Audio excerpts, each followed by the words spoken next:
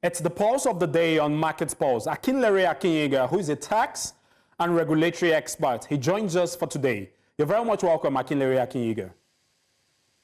Thank you, Frank. Thank you for having me, Lagos. What proposed impact do you see as regards the tax reform bill having on the investment landscape in Nigeria? Well, actually, there is no doubt the tax reform bill is going to have a significant impact on Nigerian investment landscape. One of the impacts that the proposed bill is going to have is that it's going to improve investor confidence in Nigeria investment landscape.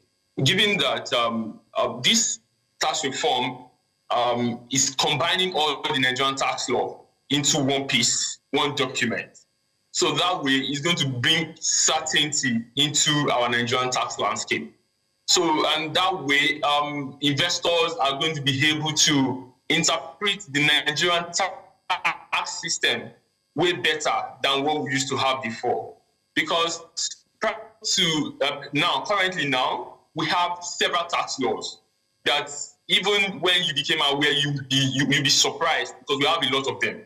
So this tax reform is going to bring all the tax system, all the tax law into one document, and such that everybody is going to have it at a glance. So another impact that it's going to have is going to have impact on some sectors. It's going to give incentives to some specific sector. So that way, investors are going to be able to move to a certain direction.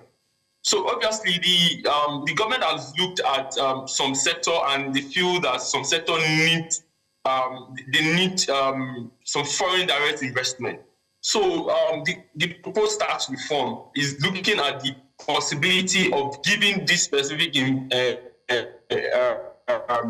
industry incentive, such that investors will have to look at them, and they will have no other option than to invest in such industry. So another impact that is going to have is it might likely have impact on our digital economy, because the proposed tax reform bill is looking at giving incentive to the tax reform to the digital economy, specifically the digital asset. They are bringing them into the tax net properly in this proposed tax bill now. And that is actually going to make investors in that angle to come on board, because now there is certainty in that part of the in that part of the economy.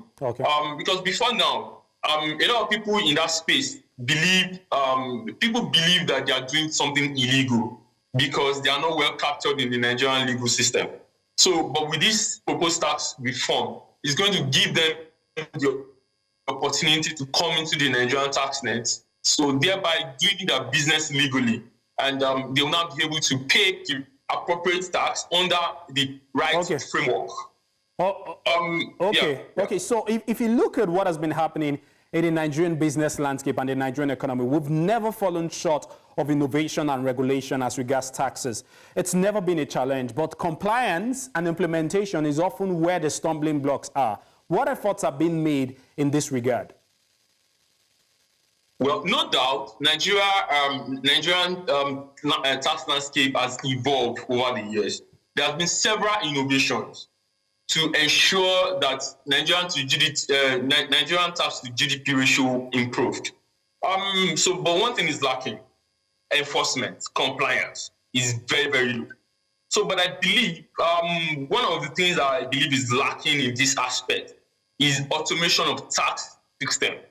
So fine, there has been several automation in the time past. I mean, most recently we have the Tax Pro Max, so which has been an improved system where the Federal and Inland Revenue, which is about to be the Nigerian Revenue Services, has leveraged upon to get improved tax system, to get improved tax from the populace. So, but I believe the Nigerian tax regulator needs to look at the opportunity to bring this up and make it a robust system, such that anyone whether you're a tax expert or you are just an industry player, be able to navigate through the system. So then another thing that can be done to improve compliance, we're looking at capacity building. So I believe FRS they may be doing little, or several tax states, internal revenue service, they may be doing little in this aspect. So, but I will urge them to look more into capacity building. All right. Where tax administrator is going to be trained and all of that. Then, I mean, other thing is taxpayer needs to also be educated. All right.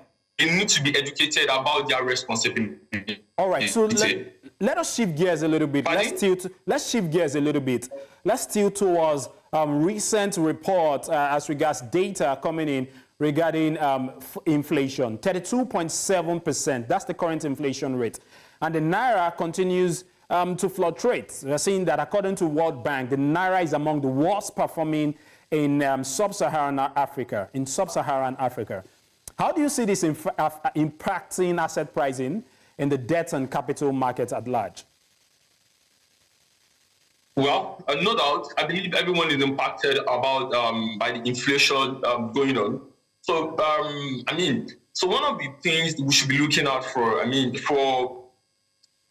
for the impact of inflation on the asset pricing, we should be looking at where investors we move their investment to safe haven as assets country, where they'll be able to hedge against the inflation. So there's also the impact of currency hedging, because now the naira is currently devaluing. So as a result of that, the Nigerian there's going to be high appetite for Nigerian bonds, because if you look at the Nigerian bond, we are offering high yield. Looking at the treasury bills, we are offering high yield. So there's a possibility that investors are going to come in to take advantage of our investment, then of our yield, because now we have high yield on bonds. Investors may demand high yield because we have high inflation. Because looking at the current inflation, which is at 32.7%, no investor wants to come into the country without getting something higher. And to curb that inflation so that it can mop up excess currency, excess cash in the economy. So the yield on our financial instruments is going to be more than the inflation rate. So that way, there's a huge impact. There's this huge impact of inflation on the asset pricing in relation to debt and capital market. Akinlere Akinyiga, who is a tax and regulatory expert, I want to say a very big thank you for coming to Market Pulse. It's been a great conversation so far. Thank you, Frank.